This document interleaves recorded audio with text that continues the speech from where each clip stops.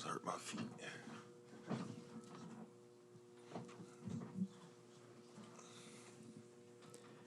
Bam, as crazy as it is, you're 48 hours removed from the emotion of the highest point of the NBA season. You're 2 weeks removed as a team from free agency. You got a bunch of teammates on this team who go into free agency.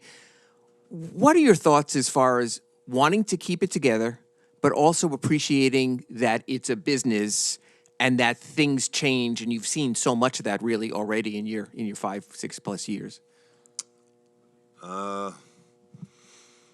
The goal is to win a championship, and this organization do anything possible for that to happen. I feel like everybody in here knows it's a business, and that's why you cherish the moments you go through with your teammates, with your brothers, because you never know what can happen next year. You never know what can happen at the deadline. So for me, man, I just soak in all the good moments, the bad moments, the adversity, all of it, and you cherish it because at the end of the day, that's what makes brotherhood. We've been through so much this year, and I feel like it's brought us closer as brothers. When we talked to UD in Denver, and one of the questions that came up was, how did you know it was time finally to move on? And he was like, because guys get it now. And he mentioned you specifically. How much of, you'll do it your way, but how much of the UD role of being the guy in the room, how much of that are you looking to take on? Man,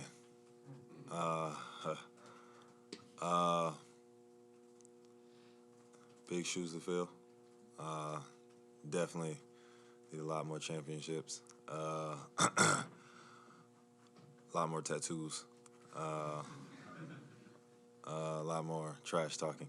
But I think he understands his role, and it's time for him to go. He understands he has to shed this chapter and open a new one. I'm excited for that for him, but I don't think anybody can ever be another Udonis. I think he'll be a one-of-one to walk through these halls and be the guy who carried the torch, and it'll only be one of him. So for us, man, best thing we can do is everything he's taught us, everything we've learned from him, you share it in your own form, your own way, and you just carry it in a different load. Spo was just up here a few minutes ago talking about how unique the partnership is with you and Jimmy. How do you feel like that partnership has evolved over the years, and what do you think makes you guys as a duo so unique and special?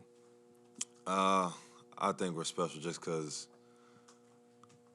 we don't get into all the analytics and the odds and this, that, and the third. I feel like when me and Jimmy step between those lines, it's competition and will. And that's as simple as you can make basketball. When it's competition and will, it's either our will is greater than yours or vice versa. And, throughout these playoffs, throughout these runs in these last 4 years, we willed our way through a lot of places, through a lot of things, and a lot of people have doubted us. We've had 3% odds. We've had crazy predictions about our season. And somehow we still make a way and pave a way. So, I feel like that's why it's special, because you have two guys that are literally, we're not the most skilled, we're not the most talented, but we have a will and a competitive nature.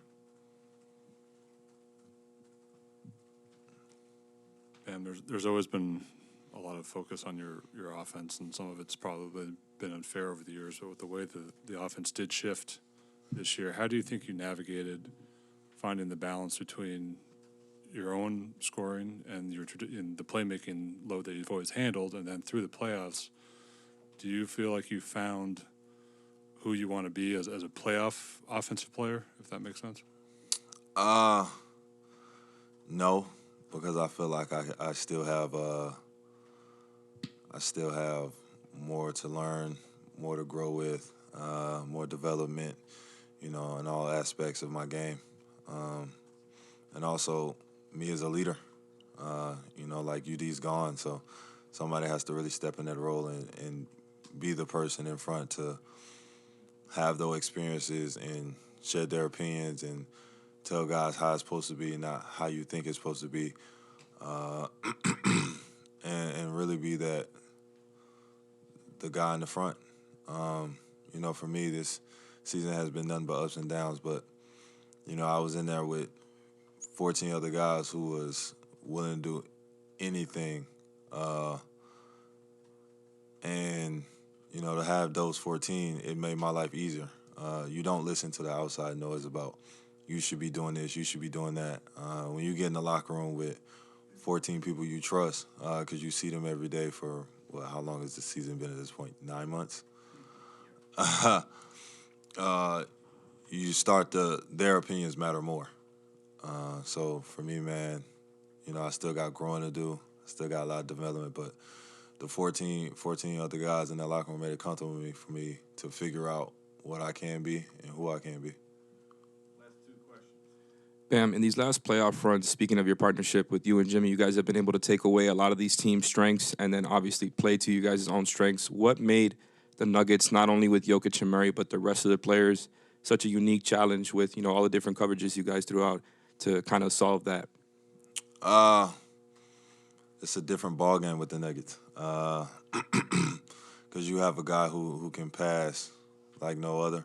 And then you have somebody running off pick and rolls who can literally make almost any shot. If you just watch him in the finals, he made some of the most difficult shots in the finals. So for us, man, it was they made shots. Their will was greater than ours. They get definitely a tip-off hat for me, just because I know how hard we play. I know we'll try to win games in the mud, and they was willing to go to the mud and get those wins. So, for me, they have the ultimate respect.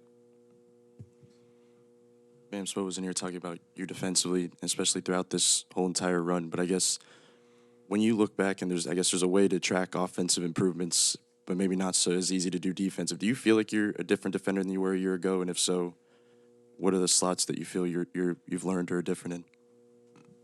Man, just being smarter, being a technician, really, really locking into the details.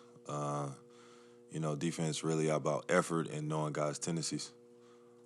So for me, man, being able to know their plays, know where he's going, know where they're going to be at, know what's coming after a timeout, and then also quarterbacking and having everybody in their right spots and communicating to people. It's a lot that goes on the defensive end that a lot of people don't talk about.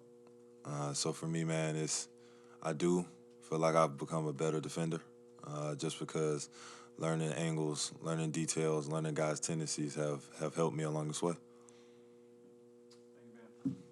Black Lives Matter, people.